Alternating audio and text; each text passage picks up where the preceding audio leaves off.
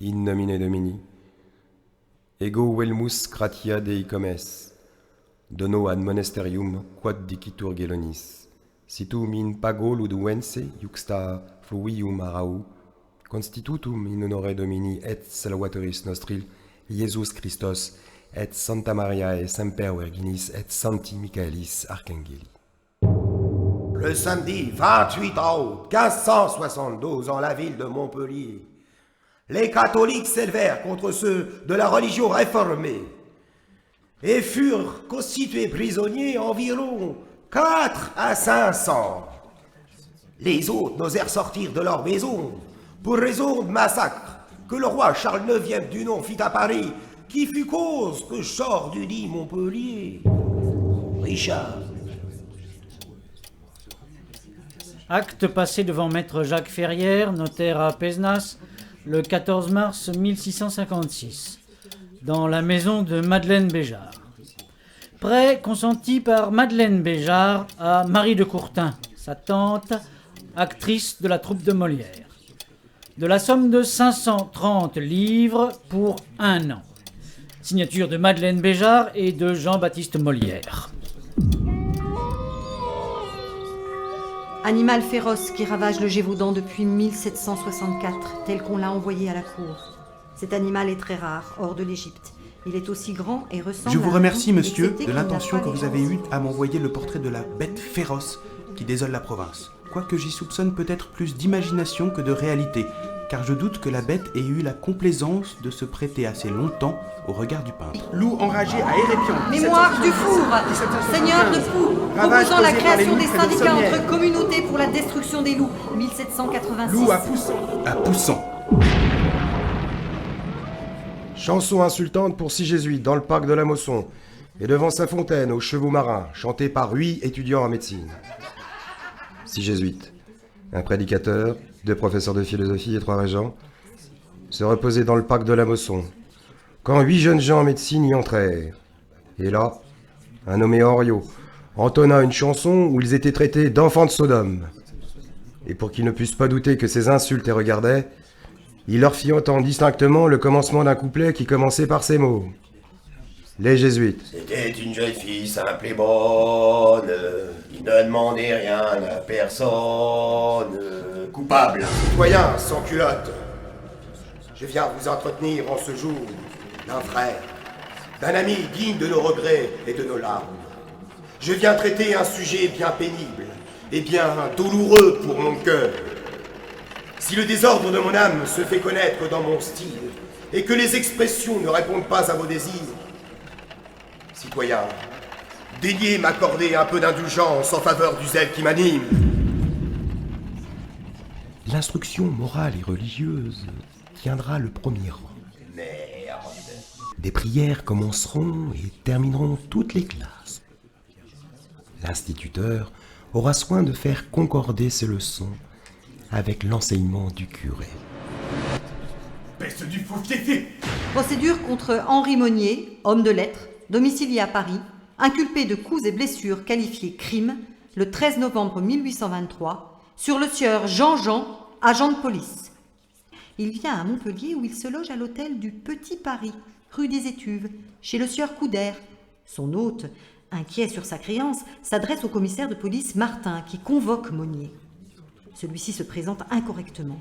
Il refuse d'obtempérer à l'injonction du commissaire et tire de sa poche un pistolet dont il menace tout le monde. Puis il remet bénévolement son arme au commissaire. Comme on veut l'arrêter, il sort un second pistolet dont le coup part en se débattant et atteint l'agent Jean-Jean à la cuisse gauche. Peine acquittée. Débauche par les fermiers de la maison de campagne, ou métairie, appelée de Samson à Celle-Neuve, sur le chemin de Laverune, maison qui appartient aux demoiselles Millot et qui se plaignent amèrement de ses désordres. Peste de la carogne. Depuis 3 ans, le nommé Arnaud et sa femme font le commerce scandaleux de donner chez eux retraite à des filles de joie. Toute la paroisse de Selle-Neuve sur laquelle cette campagne est située gémit de ce désordre et soupire après les moyens de le faire terminer. D'autant qu'ils ne prennent pas la peine de cacher leur désordre. Tous les voisins de la campagne de Samson, pour la plupart, sont d'honnêtes gens établis à Montpellier.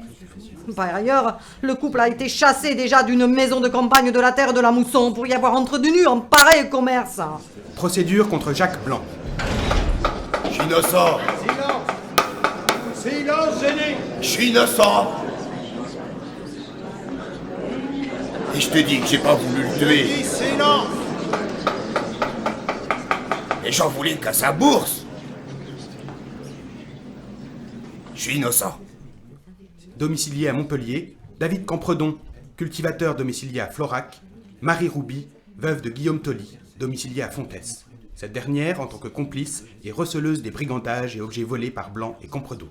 25 et 26 juin 1816. J'étais pas tout seul. Ils sont inculpés d'arrestation et vol de grand chemin. Je suis innocent. Fin 1814, à Courpouiran, au préjudice des sieurs Baumevielle et Jean Benoît, rouliers de l'Aveyron, à qui ils ont pris 150 francs et une montre, Alors je pas. avec tentative Je te dis, d'assassinat. j'ai pas voulu le tuer. La bourse ou la vie. J'en voulais qu'à sa bourse. Au chemin des Taillades, ils ont volé à Jean Julien, trafiquant de bestiaux, sa roupe, et 18 francs. À Jean Latreille, fermier au Mas de Ratte, près de Gignac, 10 francs et une montre. Un peu plus loin, à Martin Prunet, à Saint-Martin-de-Londres, près de Pont de Masclat, chemin de Ganges, 10 francs. Je suis innocent. À Martial-des-Fours, de Saint-Jean-de-Fosse, près du village, 40 Et francs. avec 3 francs. Au sieur Julier, du dit lieu, 30 francs. Oh, c'est pas Dieu possible. Peine, Blanc est condamné à avoir la tête tranchée à Montpellier. Ah, j'enrage la paillette. Les 2 autres sont condamnés aux travaux forcés à perpétuité, à la flétrissure et au carcan. Plainte de Jean de Poujol ménager contre Constant de la Vérune et son troupeau de vaches qui vient à pète dans le pré de l'usine de Poujol. Pré complanté de mûriers et d'oliviers situé dans le terroir de Juvignac. Confrontant aux Grecs, monsieur le baron de Fourques, et aux marins, madame de la Mosson et autres. Juillet 1760. Nous sommes ceux qui travaillent et qui n'ont pas le sou.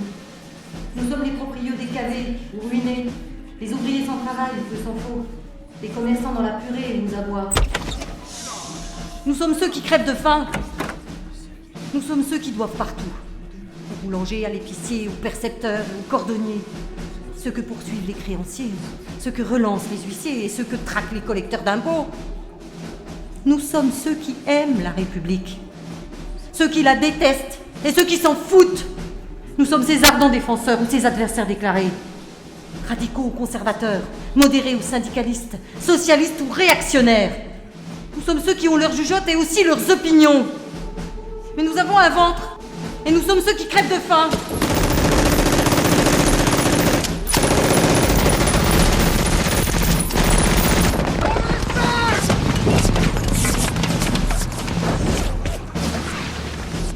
Lettre du préfet de l'Ain au préfet de l'Hérault, le 5 mai 1943. Vous voudrez bien me faire parvenir tout renseignement utile, portant notamment sur la confession et la situation au point de vue du titre de séjour, concernant le personnel étranger que vous employez dans vos maisons d'enfants.